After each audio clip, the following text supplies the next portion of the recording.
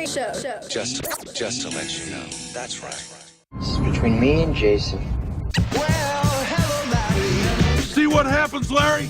Tonight at Larry's, Slam and Baz catch up to discuss the end of Phase 1. You see what happens, Larry? You see what happens when you fuck a stranger there? So sit back, grab a drink, as we bring to life Larry. Is this your homework, Larry? Introduce Tizer. I'm fucking scared, man. And get ready for 2017. Would you like to come to dinner with Larry and me? No, thank you. I've seen Larry eat. Larry, stop pointing that fucking gun at my dad! This is the Larry Show. Just to let you know. Crazy Larry. They don't call them that for nothing. Here we are again. Not at Larry's bar. Went down there the other day, and it's all boarded up. He owes me about 3 weeks worth of money. Like, what's going on with him? Do you know anything about what's going on with him? Nah, man. Like Larry came through the last time that we filmed in the bar, and then he was supposed to come back a few weeks later to sort out some stuff with the brewery, but he didn't show. Brewery got really funny about it, and ultimately they've closed us down until we can get hold of him. Really, like, they want to talk to him. At the same time, you know, it's Larry, isn't it? You can't really control that man. He's a revolving door. How you doing, Larry? Yeah, I'm good. How are you? Yeah, I'm good. You ain't been around for quite a while, man. Like, what you been doing? Like, what have you been up to? I've been traveling around, man. I'm more interested in what's been going on at this bar. Like, what? I come in here, it's like all set up different. What's going on? Bruv, didn't you say to me, look after Larry's, make it work? You said that. So that's what I've been doing, making it work. This show just seemed like the right thing to do. It goes with the bar, goes with the very nature of you. So we just representing, man, just doing what we do. What's the clientele? Simple, man. Coming in thick and fast. Like, we're turning people away. That's how busy we're getting. Like, we're making noise. Definitely making noise. Still operating a no football shirts and energy drinks rule? What, you think I got a death wish? All right, well, let's see what you got then. Like, what's this all about? Listen, man, I know you're busy and I know you can't stay for long, but seriously, the best way to do this is to just show you how it's done. So, like, if I can just ask you some questions, show you exactly what we're doing, then, you know, would that make you feel good? Like, will you trust me then? Will you believe that I know what I'm doing? All right, so ask away then. So yeah, basically you like the rock and roll, the hip hop. You know, that's the persona you put out there. I don't carry no persona. I just keep it real. I'm just me. I just represent myself through the good times, the bad times, always there for myself no matter what. Sometimes, yeah, I dance with the devil. But, you know, when the music stops, I know when to stop. How do you view the scene? Current scene, as in, you know, as in b-boying, like breaking. Controversial word, b-boying. Is that a word? Is that allowed? I don't know. All I know is breaking can do great things for individuals, and for me, it's an extreme way of letting out a lot of wild energy. I let off a lot of wild energy when I break. I actually feel that every time I throw down, I fight the floor. I fight, you know, lived by that. But, you know, some people today, they're not about that. They're about kisses and hugs, doing the how you doing around the room.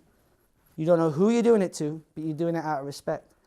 I think respect comes from a different way. I think respect comes from you saying to me through your actions that you roar, you can get down. And I say, okay, cool, let me see.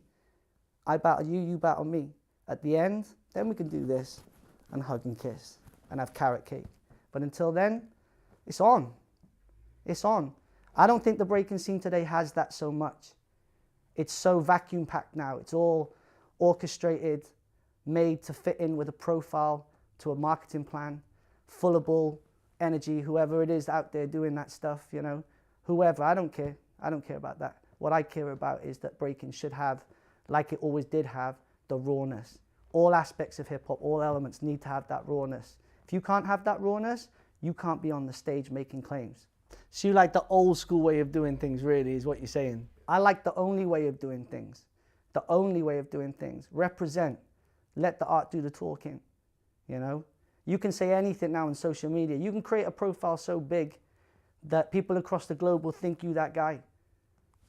I want to do it the old-fashioned way. You show me. You show me, I show you. Then we decide. You know, forget the hype. So how do you view battling? You know, what's your thoughts on battling? Real battling. Battling, what is it now, 3 minutes? One throwdown each? Wait for the whistle? Dancing to made up music because everyone's afraid to pay the licensing costs? That ain't breaking. That ain't breaking. So for me, a battle should be an unspoken thing, an intimidation, psychological understanding, overstanding between you and the person, or your people and their people. That's a battle, you know. Right now, the suggestion of battles, calling out people, that's shunned. That's not even allowed. That's negative. That's causing ripples in the smooth industry that we now live in. But I'll battle anyone, anywhere, anytime. So basically, battling's a bad thing right now. Is that what I'm hearing? Is that what you're saying to me? It's a marketed product. That's what it is. It's a marketed product. The gods need to come down and clean the place up, because right now there's people just running things all over the place for personal gains. So for me, you can have a battle with yourself. You can have a battle with a friend. You can have a battle with an enemy. All have the same outcome, a positive one. So when people say, oh, you just like trouble, you just trying to stir this up or that up, you're just bitter because you ain't getting a slice of the pie. I don't like the pie. I don't want that pie. I don't want that pie. I just want people to know who they are and why they do this. Remember where it comes from. Remember the forefathers. Remember the structure. Remember that it comes from gang conflict, a conflict that once was out of control and killing people, that then managed to get people to come together in community centers, adults and kids, and represent the right way. Kill all the beef. So if I'm the bad guy for what I say, when that is my mission, then I'm the bad guy. I'm the rock and roll. I'm the guy that's got no control. So do you think the scene is like highly diluted to what it once was? Yeah, I do. Take skateboarding. Skateboarding became a form of athleticism, a form of competition, a form of sponsorship, a form of lifestyle, a form of video games. You know, great.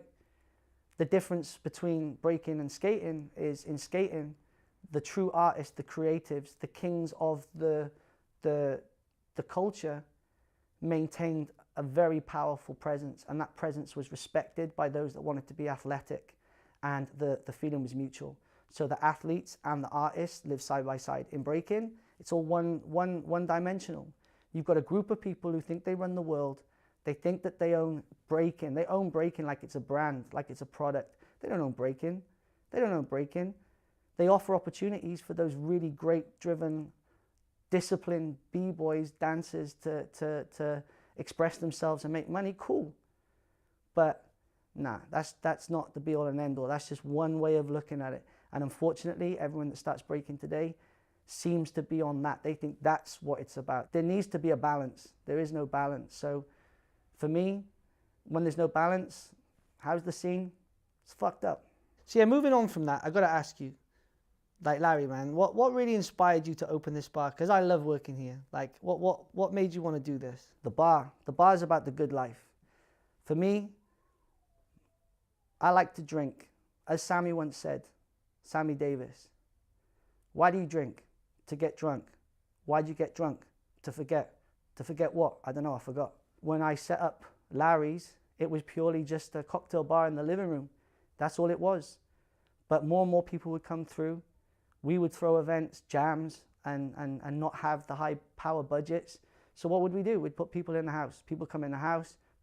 Next thing, Larry became the guy that would serve the drinks, make everybody happy. So, you know, it made sense that that was a natural calling for me. I'm a connoisseur. I'm a connoisseur of alcohol.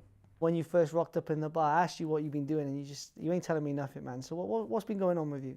What have I been up to? Well, I haven't done youth work for a few years. I haven't been able to. My injuries that I've had through my life have always hindered my abilities to remain creative. I mentioned earlier that being engaged with hip hop allows you to release a lot of energy, and sometimes negative energy. So therefore, when I can't dance, I fight other demons, or I fight the demons that I'm avoiding when I dance. And that's the truth. So the last 3 years, been interesting. So I was unable to do the things that I was supposed to be doing. I went to a dark place. I found that it was good for me to avoid breaking. I became very resentful to breaking, but I found a new love for breaking again. And I think for me, the rest, I think that's something that's between me and myself. So basically what you're saying is breaking, yet again, has saved you from going to that dark place. But sometimes it'll put me there too. Because my passion for what I love, the thing that grounds me, that keeps me alive, the thing that actually uses my energies to help others, I love it so much that sometimes when you see the corrupted saying the same, believing that they're also on that journey and making off those claims, I got to shut them down. Got to shut them down. So listen, man, like, obviously it's good to have you here chatting, you know, letting everybody know where you're at and that. But you know, I have to ask, man, like, you seemed a little bit cold and hostile when you came in. Like, there seemed to be a bit of bad energy. I mean, I hope you don't mind what we've been doing here, you know, with Larry's. You know, it's a great thing that we're trying to do, and obviously we're making sure that it draws attention to your bar and brings you the footfall and makes the business thrive. You know, we're really trying to do that. But like, are you cool with this? Is it something that, you know, you're okay with? I'm interested to see the show. I understand there's a few things happening over the next few days, so I'm going to hang around, be nice to watch, see it in action. I know you've teamed up with Basil. I got told that a few months ago. More than happy with that. That's a good one. That's a good one. You guys, I hear people call you Salt and Pepper. I've heard that, you know. But I think I got trust in you guys. You know, it looks good. It sounds like everyone's having a good time. That's really what it's about, you know. And when all the dust settles and all the confusion and the anxiety and the anger subsides, it's all about having a good time. So let the good times roll. Definitely, I think I'll have to have a little drink with you guys later. Okay, Larry, I gotta ask. You've got a tattoo on your neck that says "Speak the truth." I mean, what's the story behind that? You know, you're a very direct to the point kind of guy. So what's the story behind "Speak the truth"? That's a simple one. I've lived around a lot of people who don't talk the truth, who lie, who sidestep. They're never transparent, you know. They tell you one thing and tell someone else something else. So through my experiences, and let's just keep this hip-hop specific so it doesn't incriminate anyone.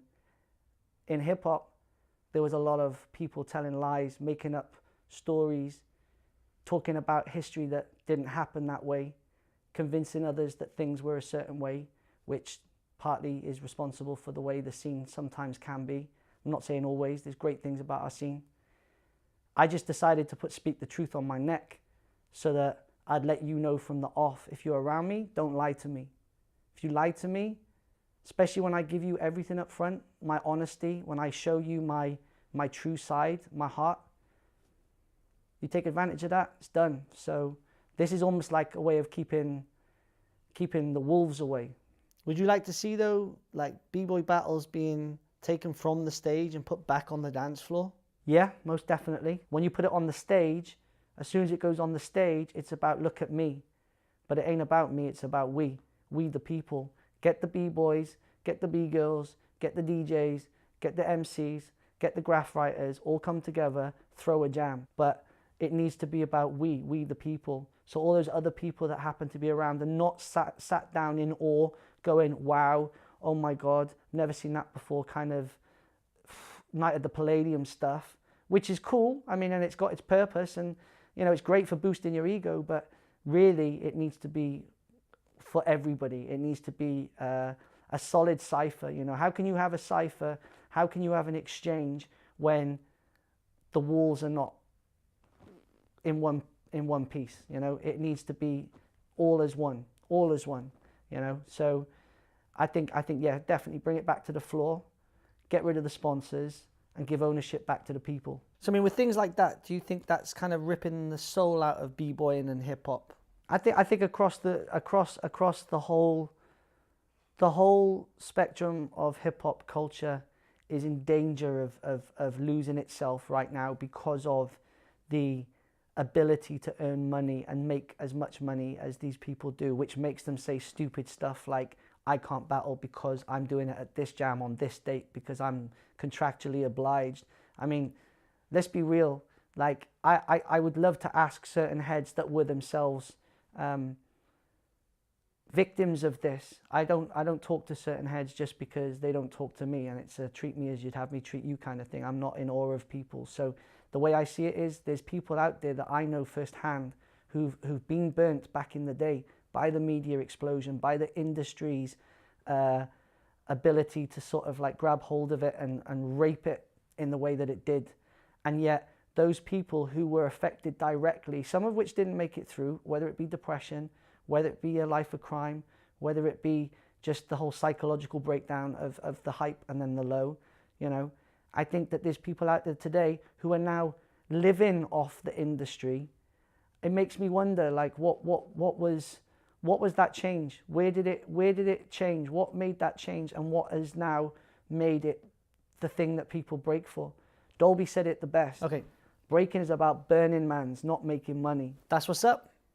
So do you think that there's a lot of people on the scene who've got the wrong end of the stick when it comes to keeping it like strictly 100 in hip hop? Yeah, I think some people have come at this all wrong, but that's not you know, really their fault, and it's not just a breaking thing. It's the way of the world today. Everything's instant, everything's now. Everyone has to be me, all the best. You know, like everybody's on that flex. I think that's going to change.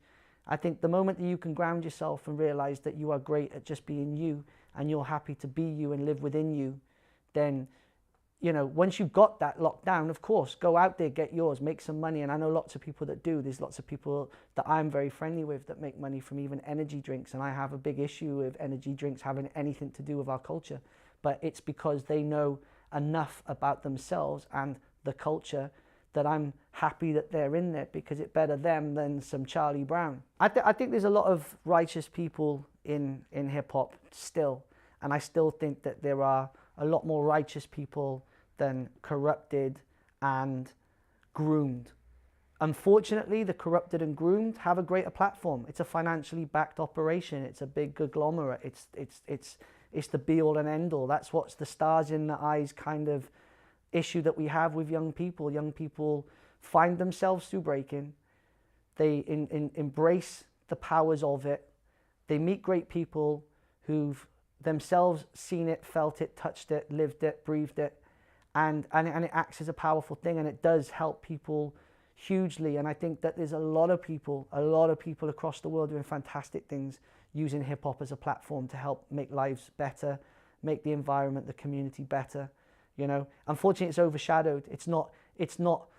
The most important thing is in the background, but maybe that's a good thing. Okay, so Larry, so you can see this is what we're doing right now. We're bringing people out, giving them a chance to talk. You know, obviously you've just said quite a few things. This was just a mock-up that we did just for us to give you an example. You know, we're sat here chilling, but you know, let's just say, for example, you had the pick of anyone you wished to be on this show. Who would be your top 5 people? Starting with b-boying, I'd pick 2. I'd call them 1, Buck 4 and Kuriaki. Because to me, they were the greatest. They represented breaking in a way that I was amazed. I saw their way that they moved, and to me, they were like my action figures. So yeah, Buck 4 and Kuriaki, to me, were the greatest. Okay, so who's next? I think Mark Gonzalez, because he's an all-round artist. He's what I regard as 730, but as a skateboarder, he's big. And as a character still on this planet doing great things, I would very much love to meet that guy. Okay, so after Mark Gonzalez, who else? Next would be Kurt Cobain. Kurt Cobain, to me, really came from a struggle. Not one that I truly could identify in some ways, but in others, very much so. And the way that he brought his art to life and his struggle to life and his emotions to life, obviously, you know, led him to a dark place. I would love to have met that guy before that happened. Not that I would have provided the ultimate intervention, but it would have been nice to see that guy when he was at his best. So yeah, Kurt Cobain. Who are your last 2? Another person that I would like to have met and interviewed would be Jimi Hendrix. Again, from an era of many greats that passed who I could name and continue to name, but Jimi Hendrix to me stood out. He brought rock and roll back to where it needed to be. He took it from Elvis and said, this doesn't belong to you, I'm taking it back. And again, through his struggle and his emotions and his life, caused him a premature end. But I'd also have liked to have met him at his high points, which I believe was in London, believe it or not, the place where he was most accepted. So ultimately, who takes the top spot at number one? Number one for me would be James Brown. It's an obvious one. It's an obvious one that most people would say, and it's not so obvious to others. But for me, James Brown, he changed the game. You know, when we talk about groundbreakers, he was a groundbreaker. James Brown was a groundbreaker. He made it possible for us to get down the way that we get down. And, you know, again, a troubled man, but a very talented artist. And I would love to have met him in his prime and have him here, sat here today with me on this show. Well, after hearing your top five, Larry, which I knew were going to be big hitters, I think based on the fact that they're no longer with us on this planet here today, we should raise our glasses to them and celebrate their lives and their achievements and their contributions to their arts. Well, that's why I brought this along, Slam, because I thought it would only be right to remember those that have passed on to the next life and celebrate those people, whether they can be here or not. To those that have fallen. Even though he's gone, wherever, like, we did have a good first season. We did have a good season, and to be fair, we wouldn't have been able to do it without him. So, yeah. in all fairness, as awkward as this is in a way for us now, because obviously, you know, we want to crack on, don't we? We want to get on with season 2, but I'm not so concerned about that. I'm more concerned about Larry, man. Like, what's he up to, and if he's all right. I'm not concerned about Larry. He owes me money. Yeah, well, he owes me money too, but you know what? He's good for it though, man. Like, he is good for it. You know you'll get it, and he'll have a story that'll get you on side once he sees you. So, you know, I'm sure it's gonna work itself out. It just meant us like having to sort of, you know, be a bit more creative with what we were doing towards the end, because we had a perfect setup venue. You know, we interviewed a few people as part of just a trial pilot, just to see how it would go. The response was great. You know, we've had quite a good response. Yeah, and I'm not too worried. I think we'll find him. We'll find him. As long as we can find him and get him to speak to the brewery, then we can get somewhere else. But until he actually does that, we're kind of stuck in no man's land, or in the Northcote Arms in Leighton. that's kind of where we are right now. But you know, otherwise we're just going to have to just look at alternatives. Obviously, people now will see what we've done, and hopefully will be excited to see what we do next. It's incredible what we've achieved, and it goes back to the very beginning in terms of the framework of how we were going to make this work. You know, initially speaking to Nick, you know, even down to Tizer, for example. You know, like he basically created the backdrop from the very beginning. You know, the whole image of Larry's comes from Tizer just painting the backdrop, which, you know, now is our significant symbol, the black spade. As soon as he knew what we were doing, he was like, no, I'm on board. I'm doing it for free. I'm supporting the cause, because he gets that, you know. And I think that's what we've been lucky with. Tizer and all the other people that have been involved with what we've done so far have all bought into what we're about, which makes me feel more reassured that we're doing this for the right reasons. Right. Do you know what I mean? I sat in the chair with Tizer for a few minutes at the end of a shoot, just to pretty much catch up, and you know, he was a bit hungover, so I wanted to like put him under pressure. But you know, in a very short space of time, there's evidence there that there's a lot of information to come from that man and his brother Shucks. So, you know, aside from being grateful for his contributions to the show and the brand image, you know, he's going to be a guest that we'll get to interview officially soon. So Tizer, man, what's happening? I'm good. Tizer's in the chair. I'm in Larry's. You're in Larry's. You've always been in Larry's, bro, since day one. You know that. So let's just quickly let the people know that who Tizer is. Obviously, you're a graffiti writer, but tell us a little bit more about yourself. Well, yeah, my mother's English. I was born in America, and in the early 80s, we moved to England, to South London, kind of Herne Hill, Brixton area. And we were first into kind of punk and ska music and reggae, just because that's what my cousins were listening to at the time, and they were big influences to us. And then by about 84, English punk died, and hip hop was the new kind of political, exciting music that kind of touched us, and we felt that we could relate to it because it was teaching us histories that we weren't taught in school, and it was something that we could relate to and we wanted to be part of. We were too poor to own decks, and graffiti was the kind of cheapest, well, because it was free. I mean, it was the kind of cheapest way to be part of hip hop culture without actually anyone knowing who we were. Okay, so when you say free, you were sponsored by paint companies? No, like, well, we'd make our own markers and you'd steal paint. Yeah. So how would you make your own markers? Well, we used to get roll-on deodorants and pop the ball out, and then at school you could steal the chalkboard eraser and pull the felt out, and then use shoe dyes and make up your own inks and try to make things that would stain. Permanent stains. Yeah, permanent stains. So it was exciting for us because we could. It was all about making something out of nothing. So going into shops and stealing nozzles to try and putting them in different pockets to try to figure out which ones were good.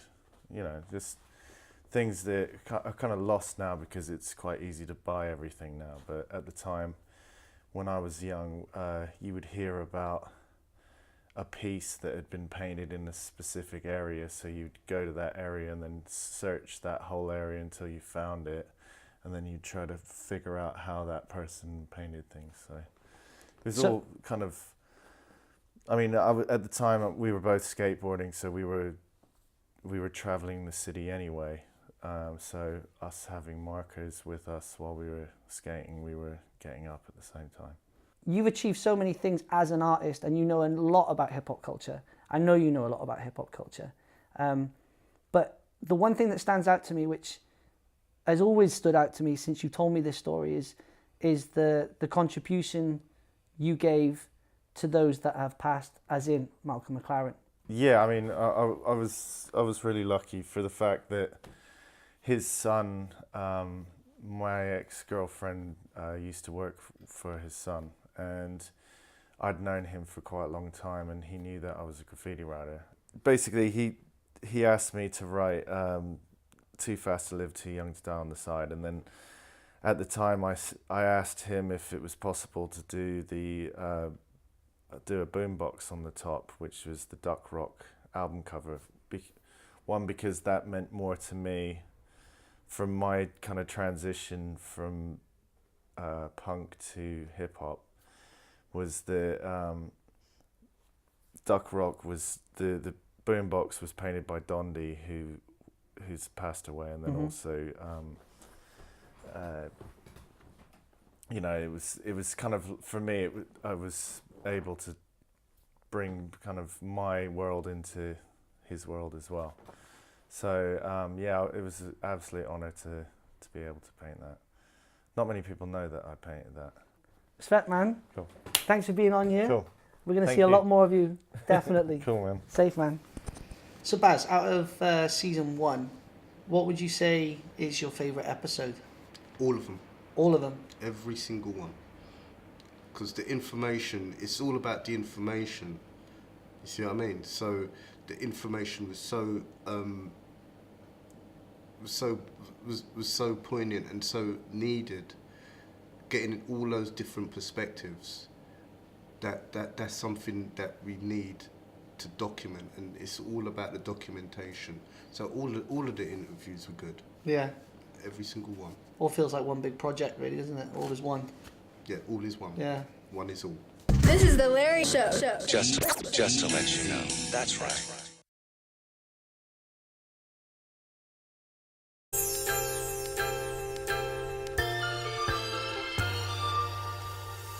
Somebody's gotta win.